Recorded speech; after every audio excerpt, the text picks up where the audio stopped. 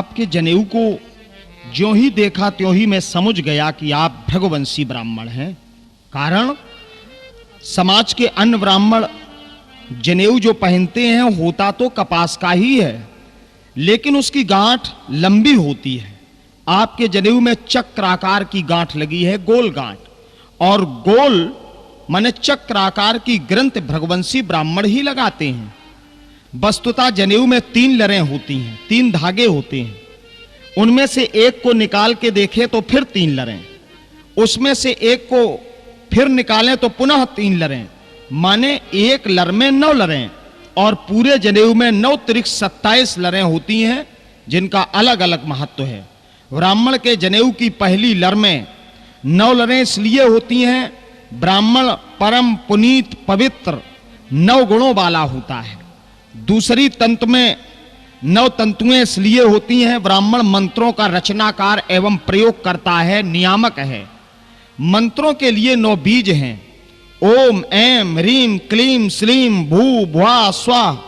कोई भी मंत्र ऐसा नहीं है जिनमें इन बीजकों का प्रयोग ना होता हो। ये अधिकार तो मुनिराज आपको ही है। तीसरी लर में 9 लरें होने का कारण प्रत्येक लर में एक एक देवता का वास है। ओंकारः प्रथमे तंतु, हिंदी रूपांतर ओंकार है प्रथम सूत्र में, 2 में अग्नि निवास करे, तक्षक रहता है तृतीय में, चौथे सोम विकास करे, पितृदेव पंचम में रहते, छठे प्रजापति नित्य रहें, सप्तम में सभी निधियां हैं, अष्टम रवि सुत संत कहें, नवम में सर्वादि देवता हैं। यज्ञोपवीत बल और तेज को देने वाला होता है, परम पवित्र होता है, इसकी उपादेयता जीवन में है। भला आप जनेऊ पहने और हम आपको देखें, आपका सम्मान न करें? अरे अब आप जो भी कहेंगे हम उसे सहन करेंगे। मेरे वंश की कतिपय परंपराएं भी रहीं, उन परंपराओं का स्मरण करते हुए यदि आपसे मैं कुछ कह दूंगा तो मुझे पाप लगेगा। बधे पाप अपकीरत हारे, यदि हम हार गए तो क्षत्रिय है महाराज, हारने पर हमें अपयश मिलेगा। क्षत्रिय रणभूमि में प्राणों का बलिदान अगर करता है तो क्षत्रिय को वही गति मिलती है जो योगी को योगिक क्रिया के पश्चात मिलती है, जो साधक को मिलती है। क्षत्रिय का धर्म है युद्ध क्षेत्र में अगर उतर जाए तो पीछे पैर ना हटाए। फिर आपके वचन का बहुत मूल्य है। एक बार आनुपातिक क्रम में आपको आपके वचन का मूल्य बता रहा हूं।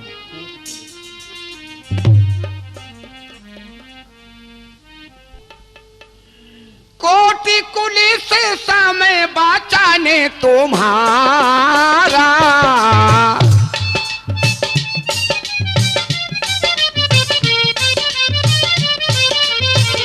व्यर्थ धरा हो धनुबाने कुठारा।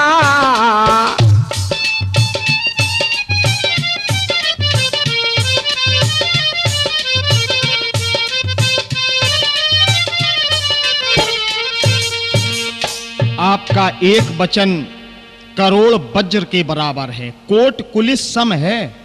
व्यर्थ में धनुष बाण कुठार लिए हैं आप। जब भगवान परशुराम जी आपने हमें दिखाया था तो बोले चितय परस की ओरा, परसा दिखाया था पहले, लेकिन हमने परस पहले नहीं लिया। वृथा धरो धनु, ये जो धनुष है ये आप व्यर्थ में लिए हैं, क्योंकि अगर धनुष का संचालन आप कर देंगे, ये वस्तु जहां पहुंचनी चाहिए वहां समय रहते आप पहुंचा देंगे, तो भविष्य का जितना भी या राक्षसता का परिवेश है समाप्त हो जाएगा। मेरी बातें अगर अच्छी नहीं लग रही तो महाराज आप हमें क्षमा करें। क्षमा बड़िन को चाहिए, छोटिन को उत्पात। अगर कुछ चूक हो गई हो तो आप हमें क्षमा करें। इस प्रकार से भगवान परशुराम जी और लक्ष्मण जी के बीच ये जो संवाद चला, इस संवाद में भगवान परशुराम जी के क्रोध की अग्नि कम नहीं हुई और बढ़ने लगी। लक्ष्मण जी के वचन भगवान परशुराम जी की क्रोधाग्नि में आहुति का काम करने लगे, घृतवत हो गए।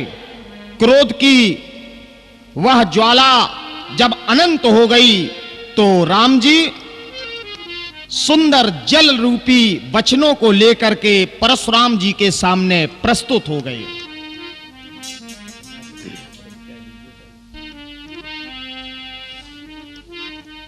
अति विनीत मृदु शीतल वाणी,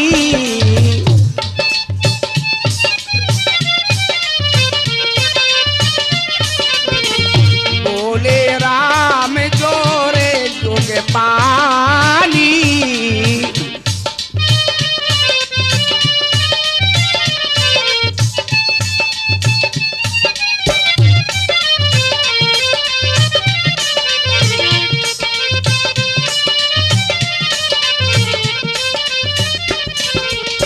राम जी हाथ जोड़कर कहने लगे विनीत होकर मृदुवाणी में,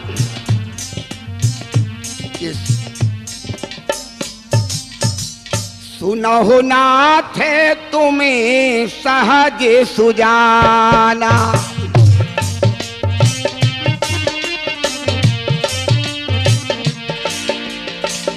सुनहो नाथ तुम्हें सहज सुजाना, बालक बचन करिए नहीं काना।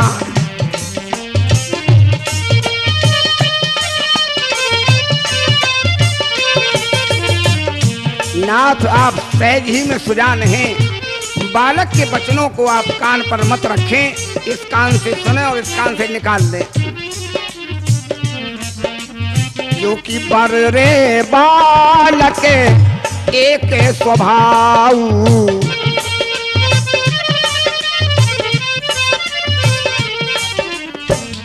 बर रे बालक एक स्वभाव, इन्हें न संते विदु सहकाऊ।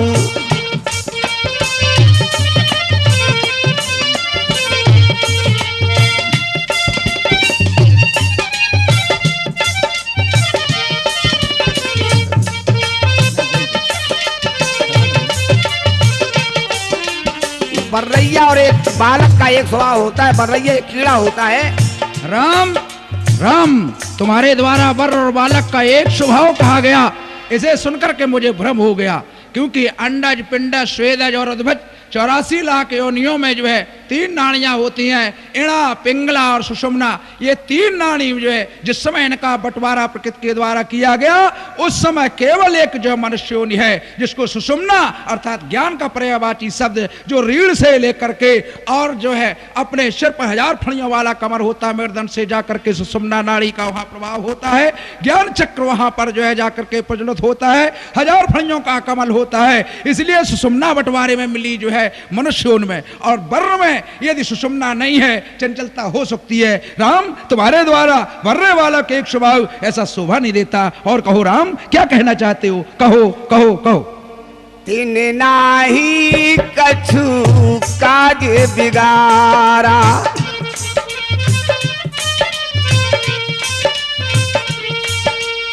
और तेहि नाही कछु काज बिगारा, अपराधी मैं नाथ तुम्हारा।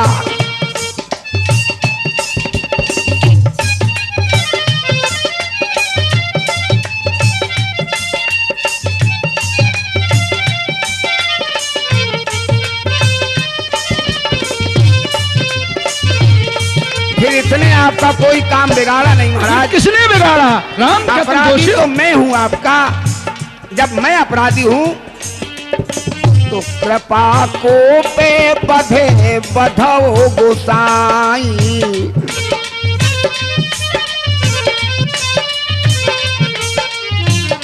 कृपा को पे बधे बधो गोसाई, मुँह पर करिए दास की नाई।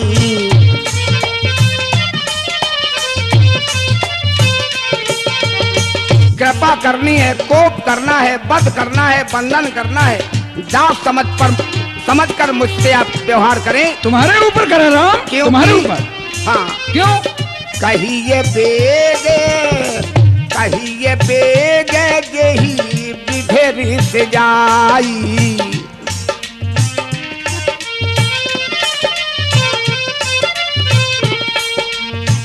कहिए बेग यही विधेर से जाई। मुनि नायक उपाय पूछ दो राम। मुनि नायक सोई करऊं उपाय।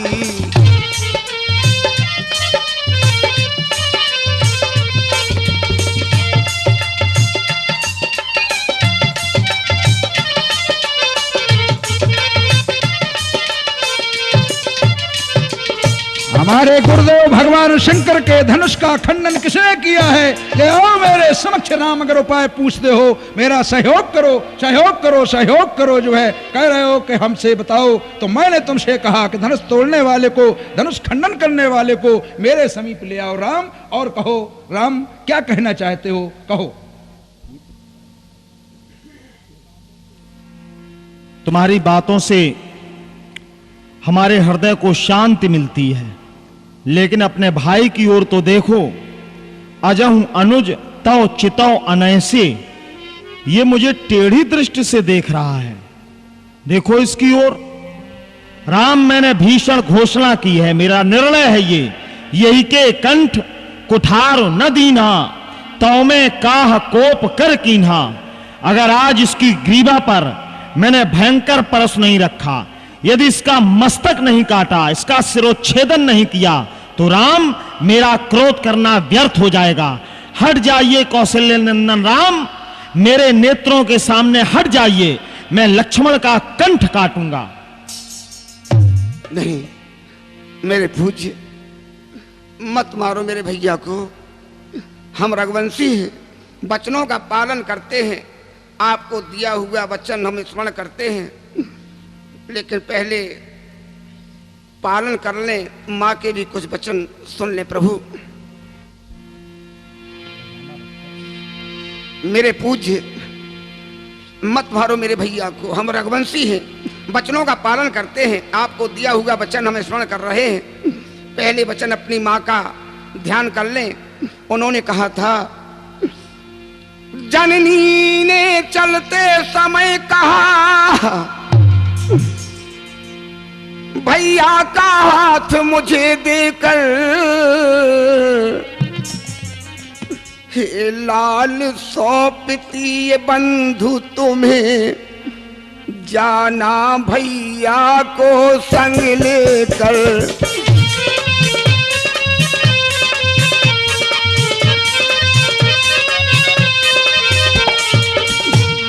मेरी यदि आप लखन को मारेंगे, तो अवध न मुंह दिखलाऊंगा। इस भैया के संग में ये कंठ, ये भैया के संग में कंठ कटा, मैं भी संग में मर जाऊंगा।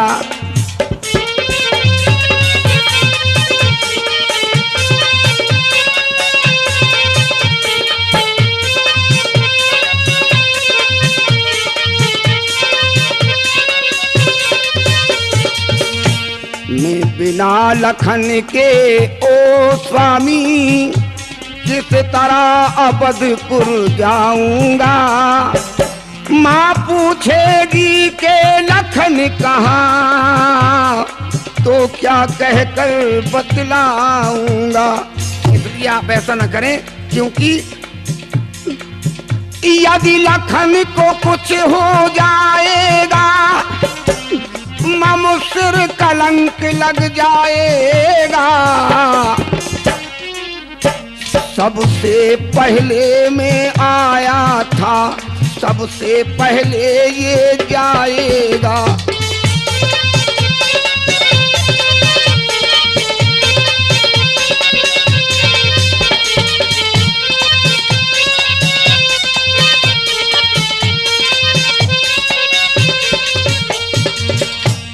इतना करना हम दोनों की, इतना करना हम दोनों की, छातियां मिला देना स्वामी, एक ही वस्त्र में दोनों को कस कर लिपटा देना स्वामी।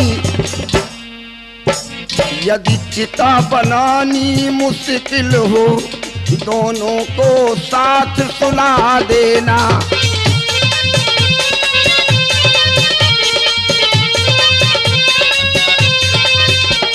यदि चिता बनानी मुश्किल हो, दोनों को साथ सुला देना। सरयू की ठंडी लहरों में दोनों को साथ बहा देना।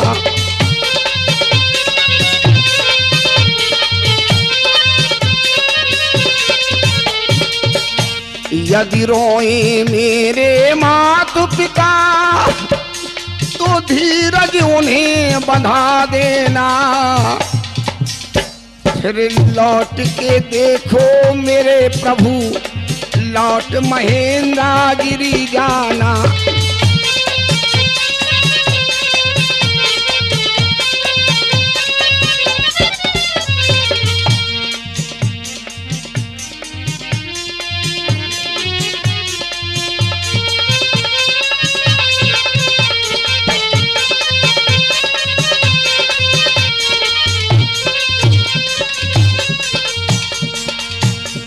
आपसे हमारा ये निवेदन है कि परसुधर मेरे लाल को अब न मारो, परसुधर मेरे लाल को अब न मारो।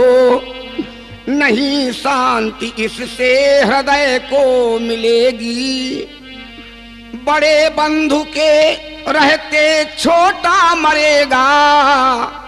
ये अपकीर्ति की कालिमा मुख लगेगी, नहीं शांति इसमें हृदय को मिलेगी। एक नियम होता है प्रभु कि जिसका अपराध होता है उसी को दंड दिया जाता है। यदि अगर दंड देने से पहले कोई सच्चा अपराधी आकर के अपना अपराध स्वीकार कर ले तो उसे दंड दिया जाए। नहीं दोष इसमें लखन लाल का है, लखन निर्दोष है।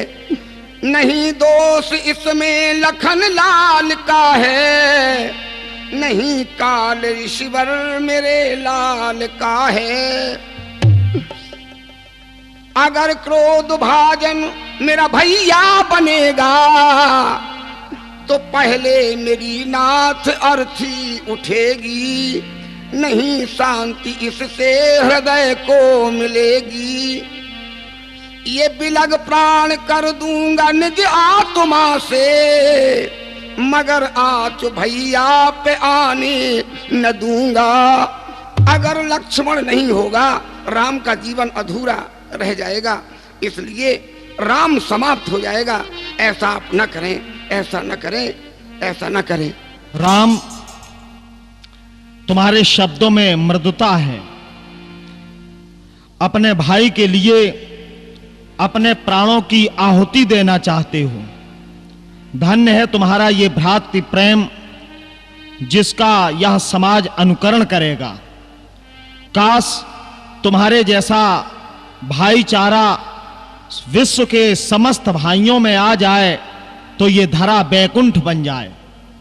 भ्रातृ प्रेम का अनूठा उदाहरण जो तुमने प्रस्तुत किया, इससे मैं प्रभावित हुआ, लेकिन क्या करूं, मेरा हाथ ही आगे नहीं बढ़ता। जो ही मैं लक्ष्मण के कंठ काटने के लिए कुठार को लेकर के दौड़ा, स्थिति ये बन गई कि बहाए न हाथ दहाए रिस छाती। मेरा वक्षस्थल तो जल रहा है लेकिन हाथ आगे नहीं बढ़ रहा। ऐसा लगता है कि मानो कुठार कुंठित हो गया। मेरे कुठार की विशेषता रही कि गर्भ श्रमय अविनिप रवन, सुन कुठार गति घोर, परसु अछत देखो जियत बैरी भूप किशोर। जिस परसे की घोर ध्वनि से रमणी स्त्रियों के गर्भ गिर जाते थे, वो परस मेरा आज बैरी भूप किशोर को देख करके आगे नहीं बढ़ रहा। ऐसा लगता है कि इसकी धार कुंठित हो गई है। परशुराम तब राम प्रति बोले उर अति क्रोध, शंभु सरासन तोरी सठे करसी हमारे प्रबोध। अब मैंने जाना भगवान शंकर का धनुष तोड़ करके तू बैठा बैठा मुझे ज्ञान सिखा रहा है। बंधु कहे कटु सम्मत तोरे, तेरा छोटा भाई तेरी सम्मत से बार बार कट शब्दों का प्रयोग कर रहा है और तुम मुझसे छल विनय कर रहे हो। छोटा भाई तो बार बार अंगारे मुझ पर फेंक रहा, तू मीठी मीठी बातों से चोटों को मेरी सेंक रहा। वह है गरम, नरम है तू, ये कुटिल नीत है दोनों की। विश्वामित्र जी देख रहे चालाकी अपने चेलों की। शास्त्र युद्ध अब हो चुका, बाण युद्ध अब होए, अरे राम संग्राम में मैं देखूंगा तो निपटई। भगपति बा कहीं कुठार उठाए,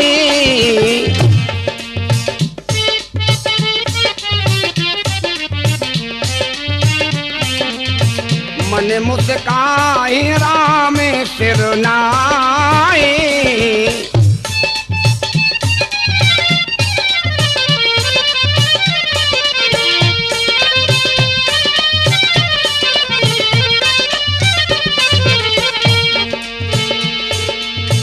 राम जी ने सर झुकाकर कहा, गुनाह लखने करे हमें पर रोसू, गुनाह लखने करे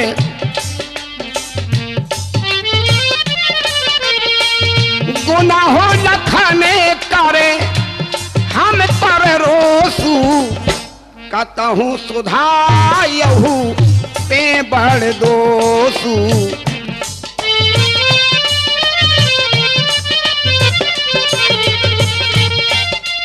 और टेढ़ जाने शंका सब काऊ, वक्र चंद्र मही दसई नराहू।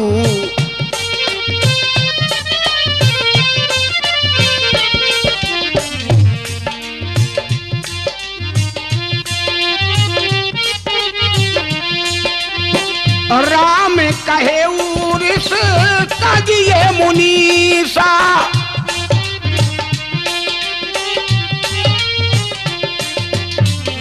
राम कहे उरिस तजिए मुनीसा।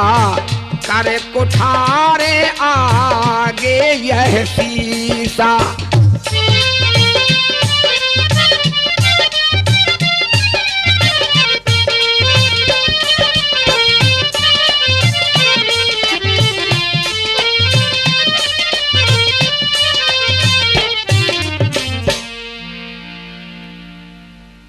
अपना शीश राम जी ने आगे कर दिया और कहा, जैसा भी आप व्यवहार करना चाहें करें।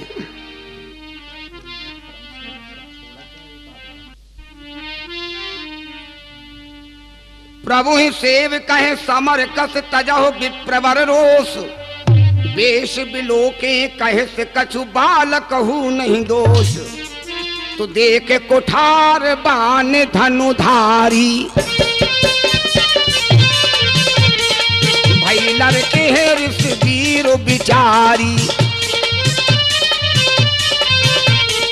नाम जान पे तुम्हें न चीना, बंस सुहाए उतरते ही दीना।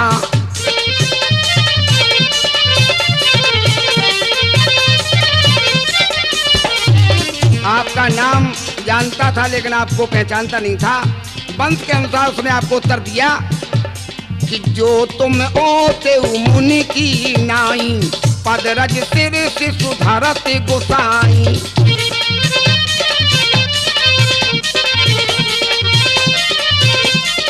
महाराज अरे हमें तुम्हें सरवर कस ना था, कहा न कहा चरण कहा माथा।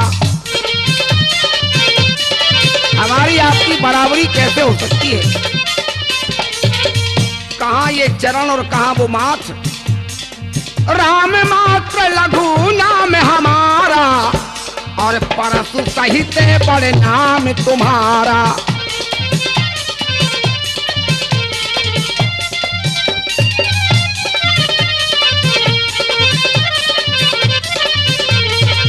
देव एक गुण धनुष हमारे पास एक गुण है धनुष, 9 गुण परम पुनीत तुम्हारे। तो 9 गुण आपके पास है महाराज, तो सब प्रकार हम तुम्हें संहारे।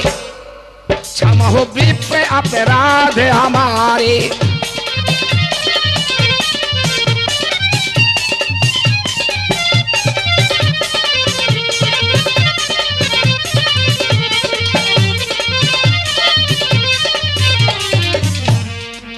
बार बार विप्र अपराध हमारे क्षमा करो, ऐसा जब राम जी ने कहा, परशुराम जी को क्रोध आ गया और परशुराम जी बोले, बार बार मुनि विप्रवर कहा राम सन राम। बोले भृगपति सरस हसे तहु बंधु समबाम।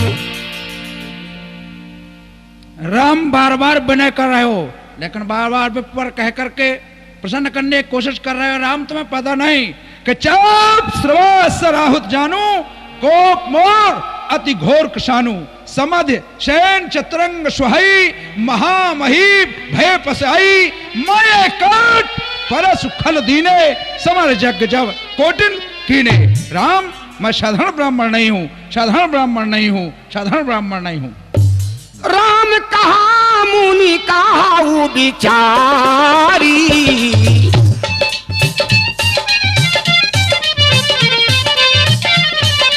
अरे वैसे अति बड़े लघु चूक हमारी।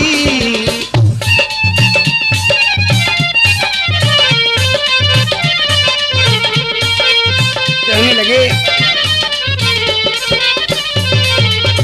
छुअत ही टूट पिनाक पुराना, मैं कही हेतु करहो अभिमाना। देव तनुज भूपति भट नाना, संबल अधिक होए बलवाना।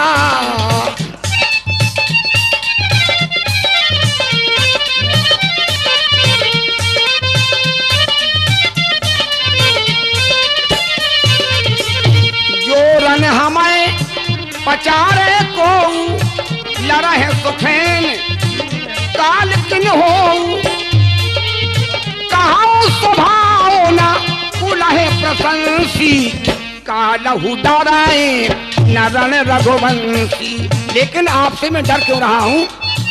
विप्रवंश की अस प्रभुताई, अभय होए जो तुम्हें डराई।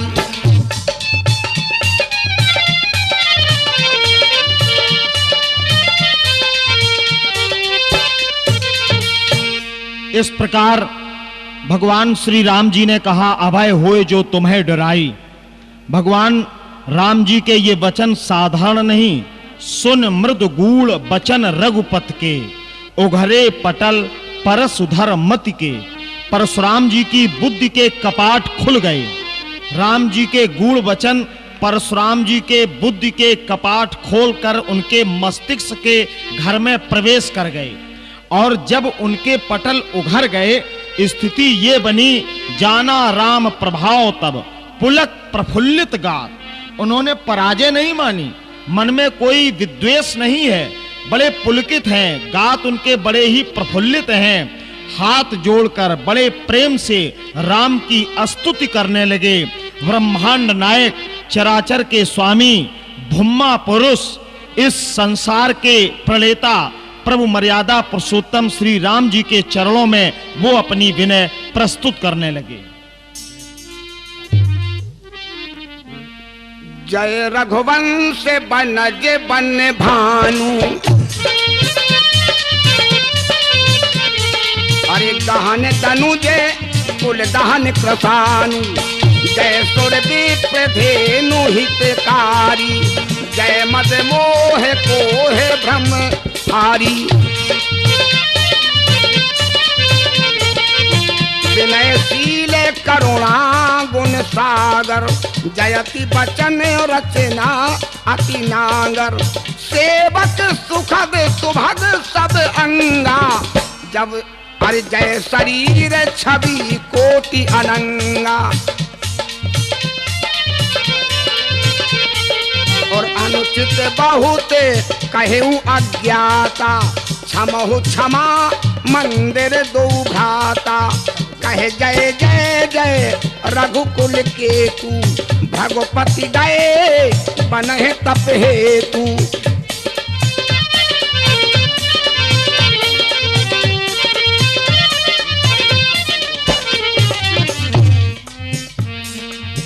आप कुमार कैसेट आगरा से ये लक्ष्मण परशुराम संवाद सुन रहे थे,